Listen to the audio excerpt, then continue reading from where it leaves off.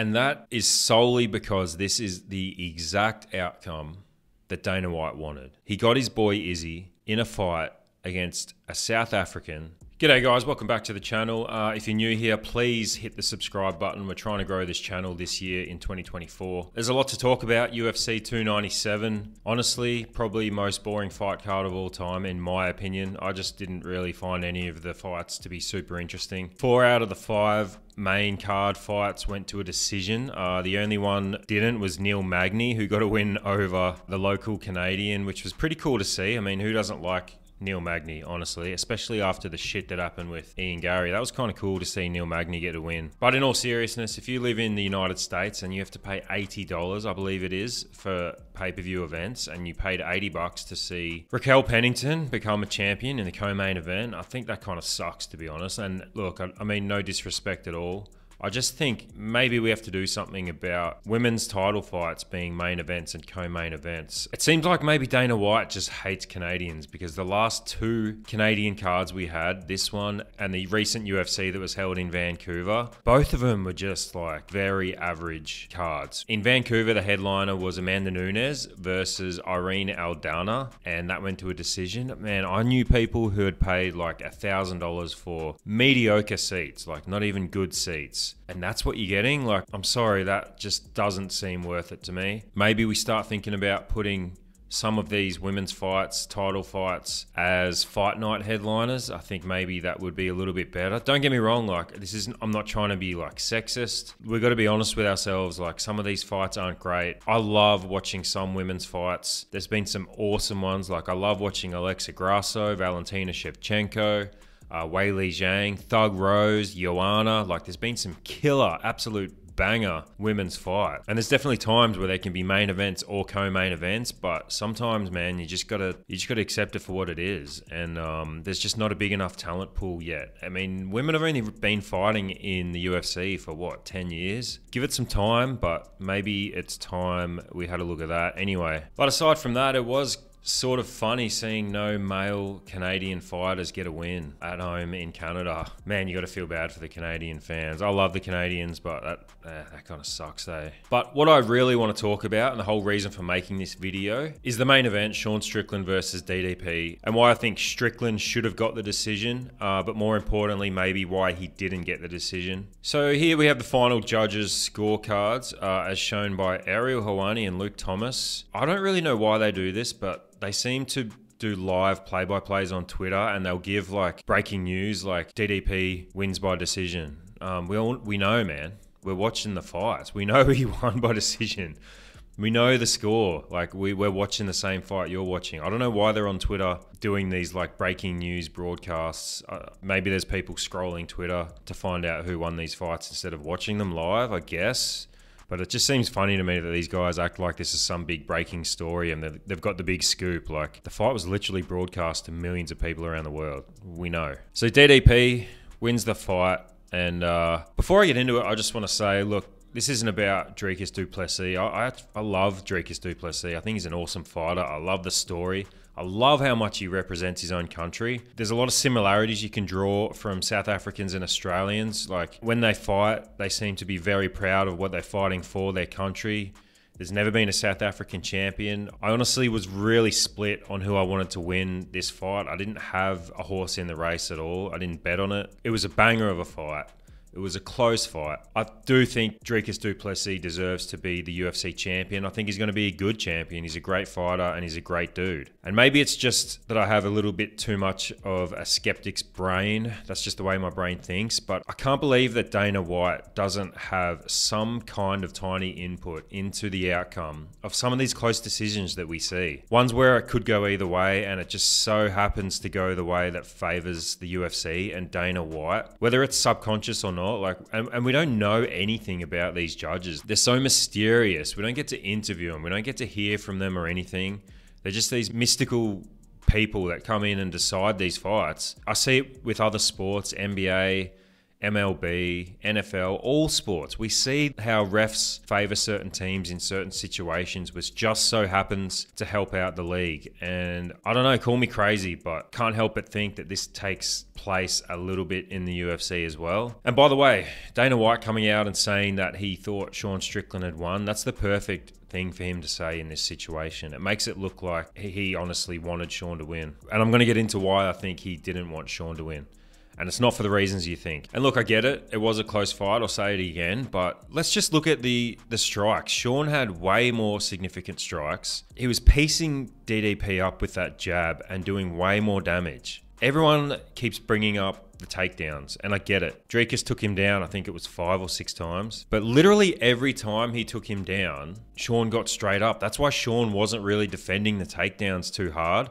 He could have changed his posture and been more of a defensive mindset for the takedowns, but he wasn't worried about the takedowns because he knew as soon as DDP took him down, he could just stand straight up, which is what he did every time. So I don't understand why everybody's so obsessed with these takedowns. The whole purpose of a takedown is to get into a dominant position and do damage, which he didn't do. And I don't usually talk about the commentary, but I just felt like the commentary the whole time, whether it was DC or Dominic Cruz, I guess they're both DC then, aren't they? I was surprised how much credit they were giving to DDP the whole fight. And I just felt like, if I was watching it with the sound turned off, I would have definitely thought Strickland was going to get the decision. I would have been completely shocked. I think the commentary seemed to me like they were really leaning towards DDP. Now, they're fighters, so obviously they know more about the sport than someone like me. But now take a look at Dricus after the fight and take a look at Sean. Like, Dricus looks like he was in an absolute war. Sean has one little cut above his eye, which, by the way, he says came from a headbutt. I haven't gone back and had a look at that to see if it did. I haven't really seen anyone reporting on that, but that's what Sean's saying. Maybe I'm not doing a very good job of convincing you that I think Sean Strickland should have won that fight. But let me put it this way and see if this can convince you. If you replace Sean Strickland with Israel Adesanya, exact same fight, everything exactly the same, except instead of Sean Strickland in there, it's Izzy. And he's getting up from the takedowns. He's doing damage. He's landing his jab. What do you think Dominic Cruz and DC would be saying the whole fight? They'd be talking about how well Izzy's doing with keeping range and how he's getting up so easily from these takedowns from such a strong man like Dricus. Do you really think that the decision would have gone to DDP against Izzy? Exact same fight, statistics, everything. You just swap out Sean for Izzy. I don't think DDP gets that decision. And that is solely because this is the exact outcome that Dana White wanted. He got his boy Izzy in a fight against a South African with all the racial tension that went back and forth, all the shit talking. He's got his dream matchup of Izzy versus DDP. I made a video recently where I predicted that that would happen at UFC 300. Just looking at DDP's face, that ain't gonna happen in 3 months. The guy looks like shit. I can't see him agreeing to a fight in 3 months. But it's gonna happen in South Africa this year. And that's exactly what Dana White wanted. And he just so happened to get it. The only way he was able to make that possible was for Izzy to sit out, not do a rematch with Strickland, because we know that Izzy would have lost. He got absolutely pieced up. Let DDP come in. Hopefully he gets the win. Then you get this dream matchup, which you've got. And I think Dana's going to pull it off. He's going to make a massive, massive fight in South Africa, Izzy versus DDP. And I've heard people saying that, you know, Izzy doesn't deserve a rematch.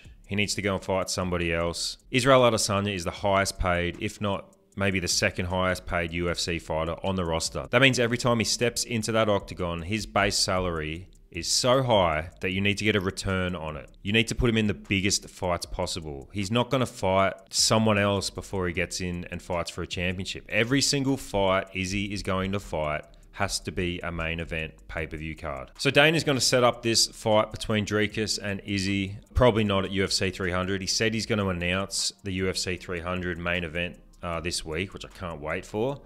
I doubt it's going to be that now. This was an absolute war between these two guys. Dana knows he has to get the continent of Africa involved in UFC, and getting a guy from South Africa like Dricus Du Plessis, who represents South Africa, like, it's the perfect scenario. If he can put the next UFC event in Cape Town between those two fighters, man, that is going to do some massive numbers, and it's going to get all of Africa, I believe, involved in the sport. PFL's already trying to get into South Africa, and I think Dana White knows that, and I think he's going to do it this year. As for Sean Strickland, I think this is probably going to start to bother him as more time passes. He already said that he thought he won the match, which is obviously what he's going to say anyway, but he was talking about the headbutt and then not getting a rematch. I can't see a scenario where Sean Strickland gets a title shot anytime soon, as much as I hate to say it, because I love the guy and I think he's great for the sport. There's just too many new guys at middleweight now that you can build up and you can fight. Like, you can have the Izzy DDP fight, and if that's a war, you get a rematch. You know, then you got Hamzat,